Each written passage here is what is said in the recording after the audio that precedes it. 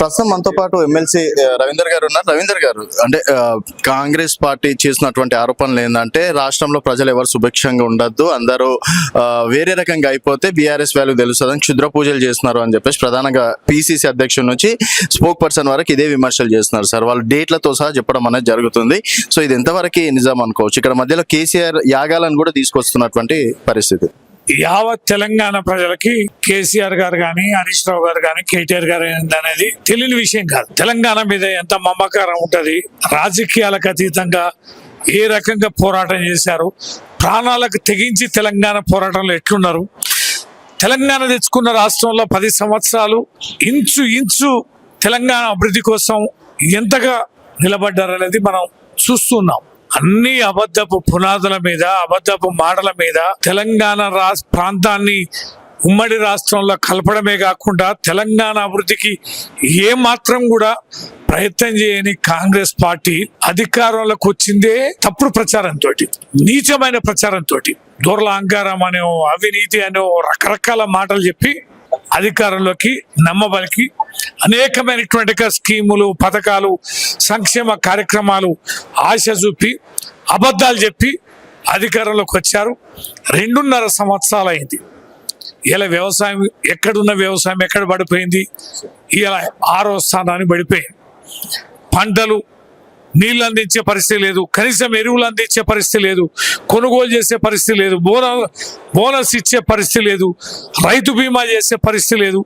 వ్యవసాయాన్ని కుదేలు చేసి జాబ్ క్యాలెండర్ ప్రకటిస్తాం, ఉద్యోగాలు ఇస్తామని అది వెన్ను చూపి, మహిళలకు 2,500 ఇస్తామని అది వెన్ను చూపి, ఆఖరికి ఉద్యమకారులకు కూడా మరి అనేక రకాలుగా ఆశలు చూపి ఇవాళ విద్య వైద్య రంగాలను కూడా కుదేలు చేసి ఈ రాష్ట్రాన్ని అధోగతి పాలు చేస్తున్న ఈ కాంగ్రెస్ పార్టీ, కాంగ్రెస్ ప్రభుత్వం, కాంగ్రెస్ నాయకులు కేసీఆర్ గారికి, పిఆర్ఎస్ పార్టీకి వస్తున్న ప్రజాదరణని ఓర్చుకోలేక, చెప్తున్న నిజాల్ని జీర్ణించుకోలేక, చేవలేక, చేతగాక ఆఖరికి మతమౌఢ్యాన్ని ముందుకు తీసుకొచ్చి ఇవాళ ఈ రకంగా దిగజారి మాట్లాడడం అనేది రాజ్యాంగ విరుద్ధం, రాజ్యాంగాన్ని అవమానపరిచినట్టు.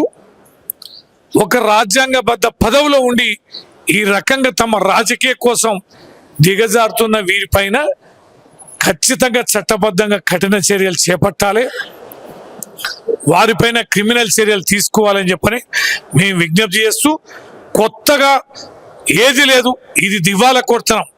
ఎవడన్నా ఏమంటారు, చేతగాక, ఆరోగ్యం బాలేక, చేసిన పనులు కలిసి రాక నష్టపోయిన వాళ్ళు ఎవరో చేతబడి చేసిండ్రు, ఎవరో నాకు నష్టం చేసిందని గ్రామాలలో గతంలో మౌతమౌఢ్యానికి అంటగట్టి తాంత్రిక క్షుద్ర పూజలు చేసిందని తమకు తాము సమర్థించుకొని ఇతరుల మీద దాడులు చేసిన ఘటనలు మనం చరిత్రలో చూసాం, గతంలో చూసాం.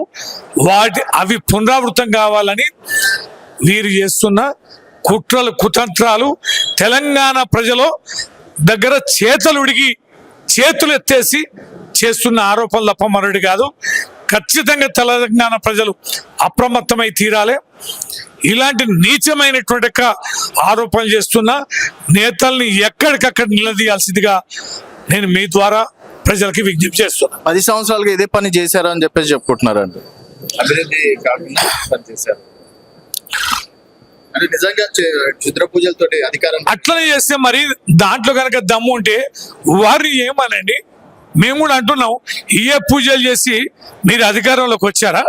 చిల్లర మాటలు, చిల్లర వేదవ మాటలు, క్షుద్ర పూజలు చేసి మీరు అధికారంలోకి వచ్చారా? అదే నిజమైతే మరి అయ్యే క్షుద్ర పూజలు చేసి మరి మీరు కూడా నీళ్లు వర్షాలు రప్పించండి, పంటలు పండించండి, ధనాన్ని సృష్టించండి, సంపదను పంచండి, ఇచ్చిన హామీలు అమలుపరచండి. క్షుద్ర పూజల్లో నిజంగానే దమ్ము ఉంటే, వాటిలో ఉంటే మరి ఆ పూజలు మీరు అధికారంలో ఉన్నారు కదా, మీకే ఎక్కువ సాధ్యమైంది కదా, చేయండి. చిల్లర మాటలు మానుకోండి, చేసే పనులు చేయండి.